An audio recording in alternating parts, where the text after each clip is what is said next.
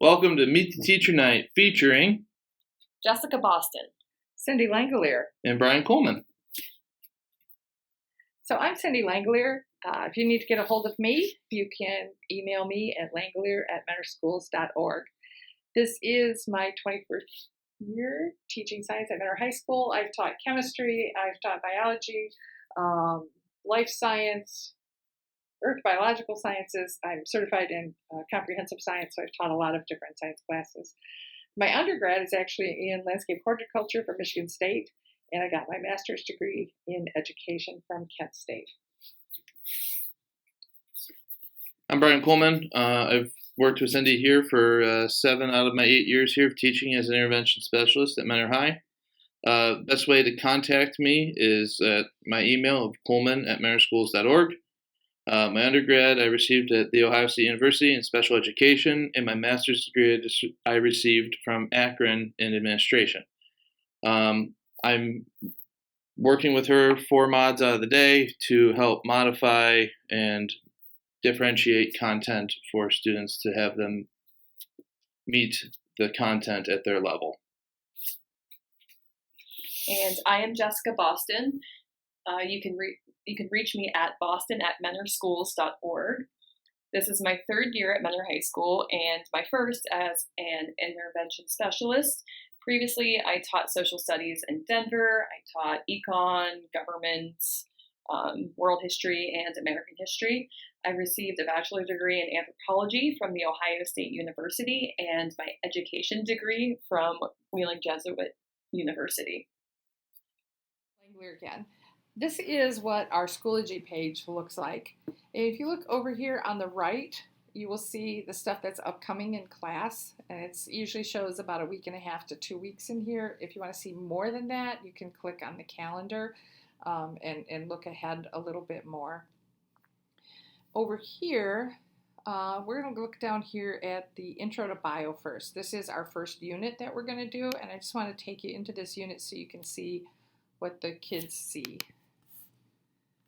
And so in every unit, we have subfolders, and the subfolders are the same in every unit. They're color-coded, so it never changes, and the kids know and they'll learn to go there and find what they need to find to work on in class that is listed over in the calendar.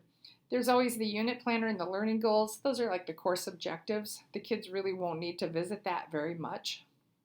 There's a vocabulary folder. If you open up this one and look at it, in this particular unit, all we have is a Quizlet, and that's to practice the vocab.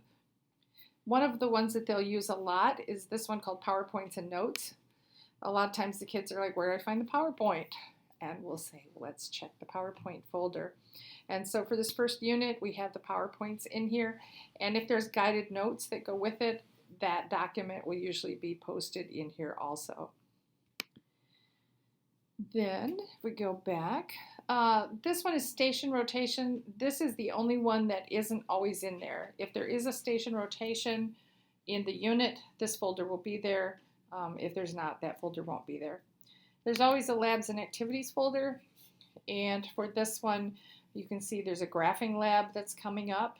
So we'll be doing that one starting later this week.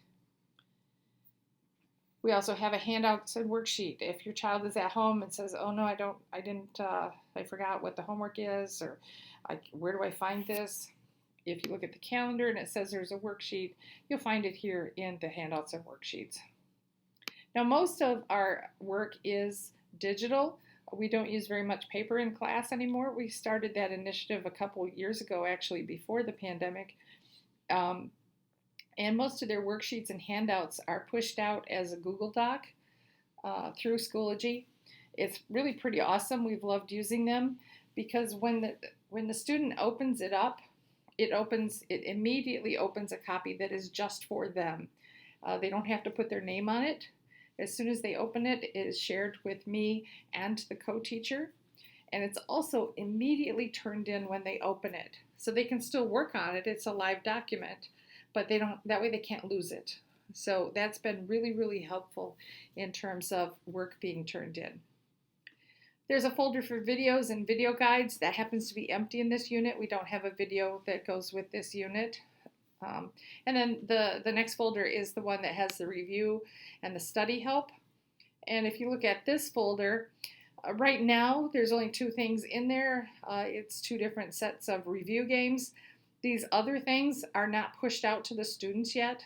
This would be like the review for the test, and then the answer key to the review. Just as a side note, we do not grade reviews.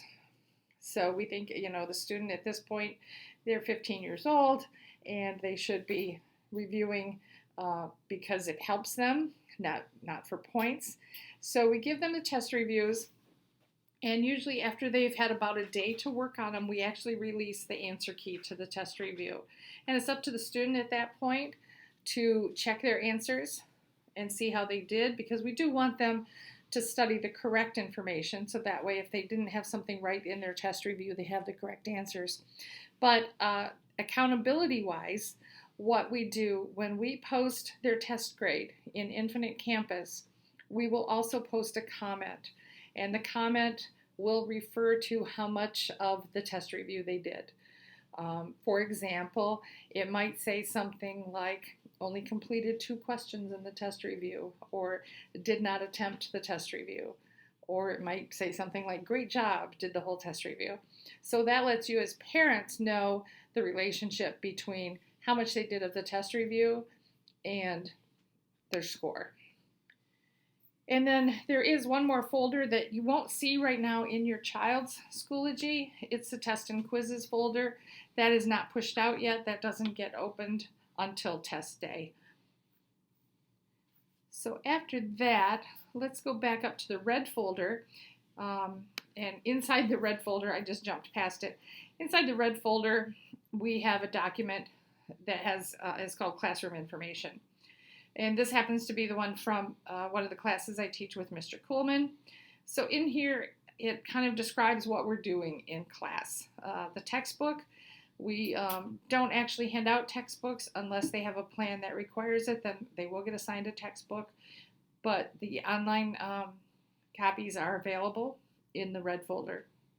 If you need to contact us, again, my email is langler@mentorschools.org. Mr. Coleman's is coleman@mentorschools.org, and then Ms. Boston's is boston@mentorschools.org. We expect that your kids will always bring their charged computer to class. They don't really need a big notebook. A little paper folder with pockets is plenty. And then headphones are the other big thing. Talk a minute about grading.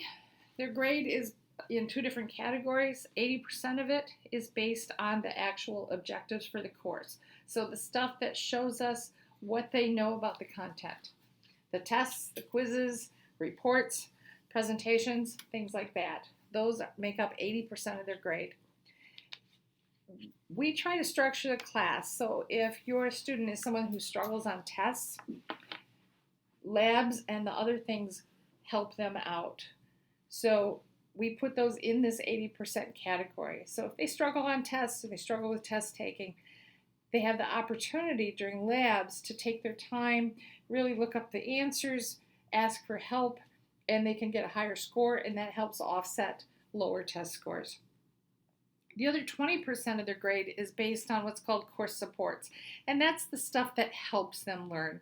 It's things like the vocab or a Newsela reading or video worksheets, things like that.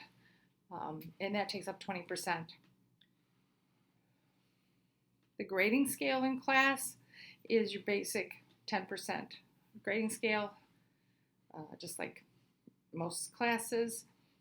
There is the behavior matrix, the discipline matrix that I know is in the parent-student handbook. The problems we have in class generally are tardies, some cell phone use, and occasionally a dress code. No big problems. Expectations, we expect your kids to be their own advocates, to follow classroom rules, and to respect themselves and others. Other than that, assessments and workload, there's not a lot of homework outside of class, We generally present information and talk for a small portion of class, and then we have the kids start their work during class, and we help them. Generally, homework is things that they didn't finish in class. Very rarely will anything be assigned as a new homework outside of class. Tests are at the end of every unit, which tends to be anywhere from 2 to 4 weeks, depending on the size of the unit. They always know well ahead of time that there's a test. There will be midterms and final exams this year.